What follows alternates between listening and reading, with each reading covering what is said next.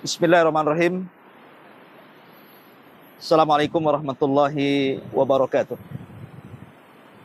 Bihamdillahi wassalatu wassalamu ala rasulillah wa ala alihi wa sahbihi wa mawalah. Wala hawla wala quwata illa billahi wa ba'd. Masya Allah, di depan saya ini ada air terjun yang sangat indah sekali di Pulau Tarempa ini. Sedikit faedah. Allah Subhanahu wa ta'ala berfirman di dalam Al-Quranul Karim ketika bicara tentang betapa luasnya nikmat Allah Subhanahu wa ta'ala. Allah Subhanahu wa ta'ala berfirman, wa in ta'uddu nikmatallah la tuhsuha. Kalau kalian hendak mengkalkulasi, menghitung nikmat Allah Subhanahu wa ta'ala, kalian tidak akan sanggup untuk menghitung. Lihat di sekitar kita ini. Ini adalah nikmat Allah Subhanahu wa ta'ala. Pandangan kita dilezatkan dengan memandang alam yang Allah ciptakan. Kita tidak harus membayar memandang keindahan ini atau datang ke tempat ini. Kita bisa menikmati secara luas pandangan kita. Melihat air terjun, melihat air yang jernih luar biasa, bebatuan, pepohonan, hutan, luar biasa. Ini semua adalah ciptaan Allah Subhanahu wa ta'ala. Hadza khalqullah. Inilah ciptaan Allah Subhanahu wa ta'ala. Yang harus kita syukuri. Karena Allah Subhanahu wa ta'ala tidak pernah menciptakan langit dan bumi, melainkan diberikan kepada manusia. Kalau kita melihat di sekitar kita, dari binatang-binatang ternak, dari ayamnya, kambingnya, sapinya, dan yang lainnya, kalau mereka bisa bicara, tentu mereka akan mengatakan, kami diciptakan untuk kalian manusia. Kalau seandainya pepohonan, pohon kelapanya, pohon mangganya, pohon rambutannya, pohon salaknya, dukuhnya, dan yang semacamnya, mereka bisa bicara, tentu mereka akan mengatakan, kami diciptakan untuk kalian makan. Dan ini nikmat Allah Azza wa Jalla. Deburan air terjun ini kalau seandainya bicara, tentu mereka akan bicara, ini semua untuk kalian pandang, untuk kalian nikmati. Subhanallah. Nikmat Allah Subhanahu wa ta'ala yang begitu luas, luar biasa. Tetapi Allah katakan, fabi ayyi ala'i rabbikuma tukadziban. Nikmat mana lagi yang kalian dustakan?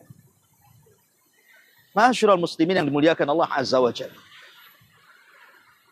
Makanya Allah Subhanahu wa ta'ala hanya meminta kepada kita dari nikmat yang Allah anugerahkan kepada kita, bersyukur. Bagaimana caranya? Pertama, akui bahwa nikmat ini milik Allah dan datang dari Allah. Semua nikmat ini milik Allah dan datang dari Allah Subhanahu wa ta'ala.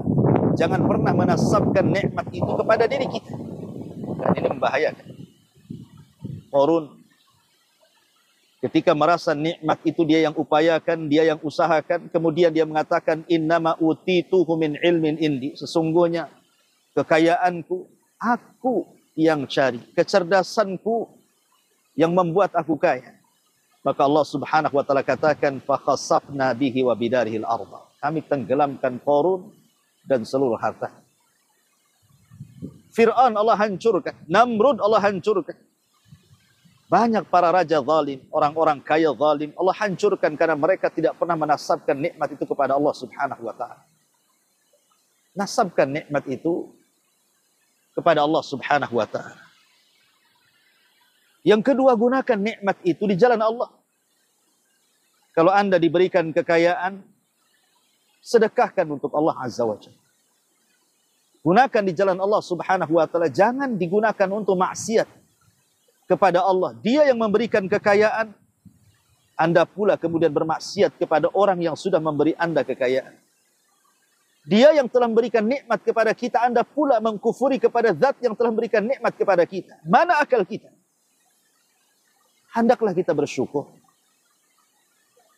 Kalaulah seandainya ada orang tua membesarkan anaknya, menyekolahkan anaknya, memberi makan anaknya, membesarkan anaknya, tiba-tiba setelah besar berhasil, kemudian dia bersyukur kepada tetangganya yang tidak pernah berbuat baik, tentu orang tua akan murka. Begitu juga Allah, walillah mathalul a'la.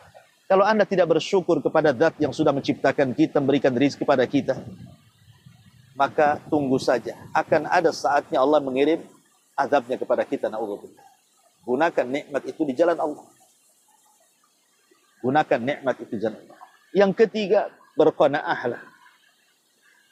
Terkadang Allah Subhanahu wa taala memberikan kepada kita, ada yang diberi banyak, ada yang diberikan sedikit. Sebenarnya Allah hendak menguji kita.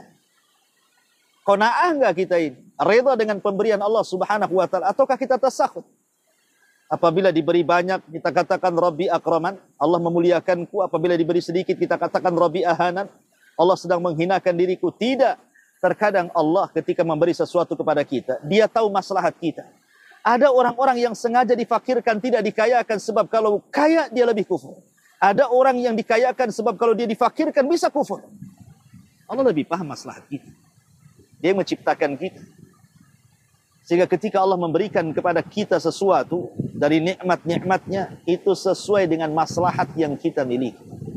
Supaya kita menjadi hamba yang lebih baik dan bersyukur kepada Allah Azza wa Jalla. Maka seorang yang cerdas adalah seorang yang senantiasa bersyukur akan nikmat Allah Subhanahu wa taala. Wa fi anfusikum afala tubsirun. Dalam diri kita saja banyak nikmat yang kalau kita hitung dari atas kepala sampai kaki tidak mungkin kita hitung. Apalagi alam semesta. Keindahannya, pohon-pohonnya, air terjunnya, sungainya, pantainya, macam-macam. Sekali lagi ini semua adalah untuk kita. Maka bersyukurlah kepada Allah Subhanahu wa ta'ala. Mudah-mudahan ada manfaatnya. Subhanakallah bihamdika.